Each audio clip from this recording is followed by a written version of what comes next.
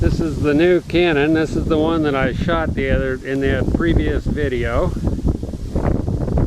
You can tell it's kind of nasty weather today.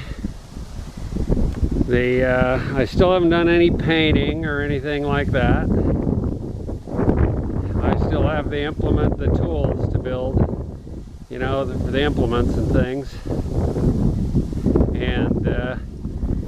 But it's a 4.9 inch barrel. Let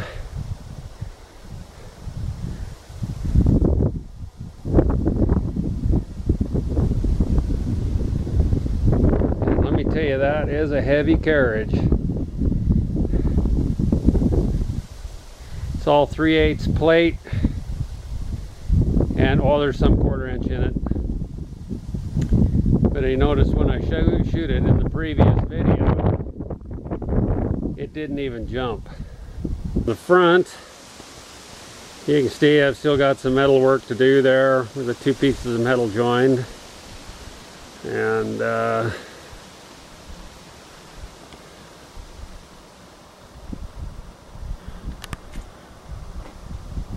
really love the front sight on this gun.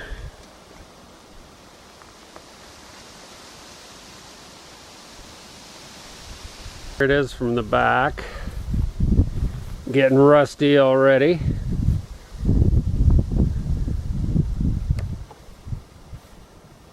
My shop isn't big enough to work on it inside. My doors are only 6 feet wide, and this is over 7 feet wide. Those are little hatches, 2 separate compartments inside the trail. The original one I copied only had this rear hatch, the lower one. But I was just really tempted, and I could use the space for all the stuff that goes with the cannon, so I put that one in there too. Actually, I think it looks better too.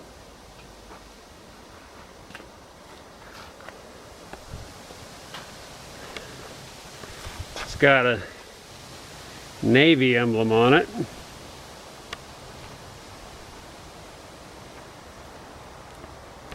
The cannon barrel weighs, well, I thought it weighed 1,260 pounds because there's a number on it somewhere. It says 1,260, but it weighs more than that because I was trying to lift the barrel with my bobcat, and it pulled my bobcat right over on its nose.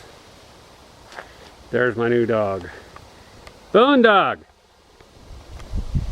Boondog!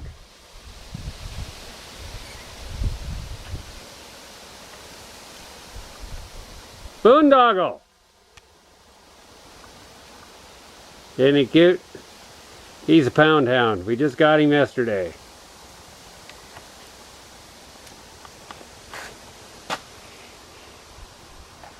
There's my Boondog. Boondog! He's got a little pit bull in him. These are some of the other guns I've made. The Winchester 73 there is a takedown. I made it a takedown. I heard 2 gunsmiths talking at a gun show one time, and they said they never could make a Winchester 73 a takedown. It's impossible. Well, they were wrong about that. The next gun in from the Winchester is a 77 Sharps that I built. That's the first one I machined the action for. Machined the action and pretty much built everything on it, even the sights. Next one is another 77. That's the last one I built. Machined the action and of course the sights and all that stuff. Filed the hammers out of a solid piece of plate. The next one would be the second one from the right. Here's an original Sharps that I restored. It was in a fire. And then this big long one here, far right, that's the first Sharps I ever made, and I didn't have an original to copy, so it isn't exactly right, but it shoots really well. I do my own color case hardening. Colt Patterson revolving rifle. that I made. Too cheap to buy one, so I made one. It's not a true replica at all because I have no idea how the internals work on a real one, but I know how this one works. And anyway, if you notice, it's a cartridge gun also. I made it like a conversion, like they converted the Colts after the Civil War. I made it like a conversion. It shoots the 45-60 cartridge, and that's been my hunting gun for the last several years. There on the wall is all I had to make my Colt Patterson rifle. Took that out of a book and blew it up 272 times and made the rifle from that. I didn't think the gun would shoot very good, but it's extremely Maynard rifle that I made. It's the 73 model with the big gap between the barrel and the breech.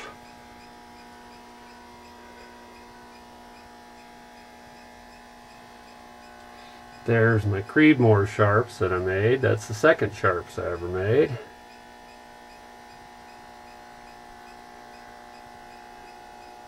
There's the, I don't know what, probably the 7th or 8th sharps I ever made. It's actually the worst sharps I ever made. We made more mistakes on that gun than any other gun I've ever made.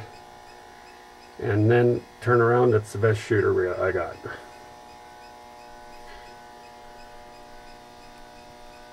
It's more of the revolving rifle. I thought I'd add this. I had some critics tell me that an open top like that wouldn't be strong enough for a 45-60. When the proof test was a full case full of 30-31 powder and a 540 grain bullet. And it was fine. Primer pocket was loose on the case, but the gun was fine. And the cylinder to barrel gap is so tight that you can shoot it with shirt sleeves, with smokeless powder, that is. I don't shoot black powder in it because of the risk of chain fire, but I shoot it in short sleeve shirts and I get no spray at all. That you can't even see a gap there, but it's as smooth as it can be. So let's see if I can work it here.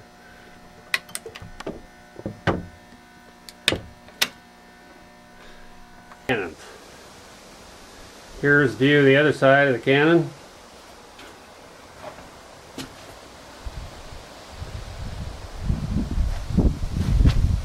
I've done the hooks and everything like the originals. I don't know if you can see that one down there.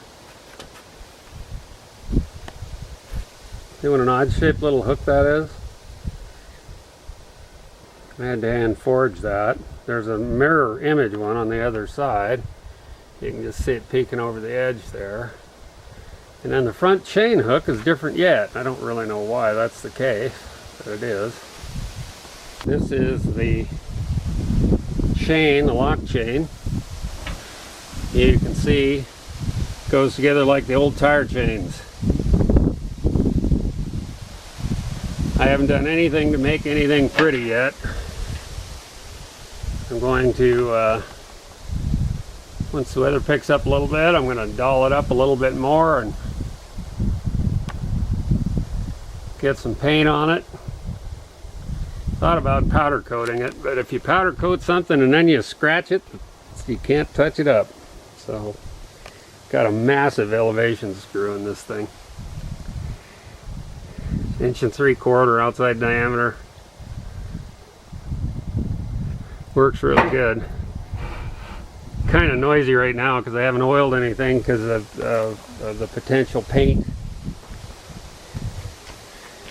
There's my doors that open up. 2 separate compartments.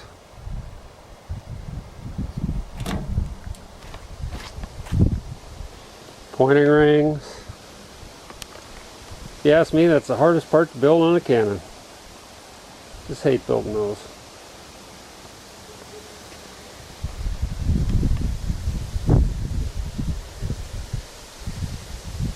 Rear sight. I don't leave that on when it's sitting out in the rain.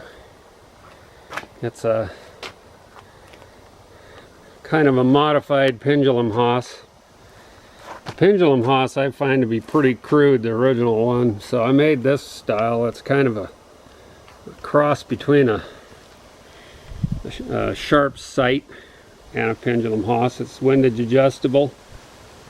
Got a vernier scale on this side. I'm sure it won't show in the film, in the video I should say.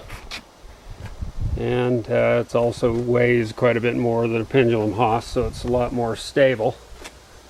It repeats extremely well. I had it on a rifled gun that I shot a 7.5-inch group at 400 yards with. This is a smooth bore. It seems to be shooting good for a smooth bore, but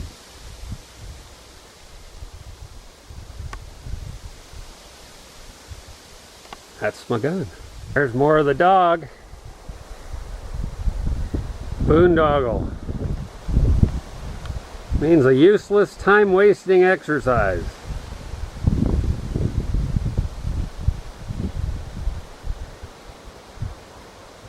He's awful skinny, just came from the pound. We'll fatten him up though.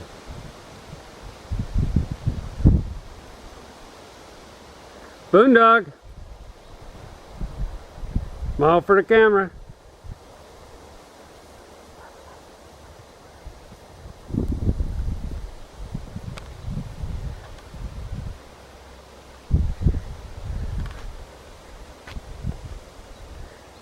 Bone go? Where'd the dog bone go? Huh? Where's your bone? Where's that bone? Huh? Where's your bone?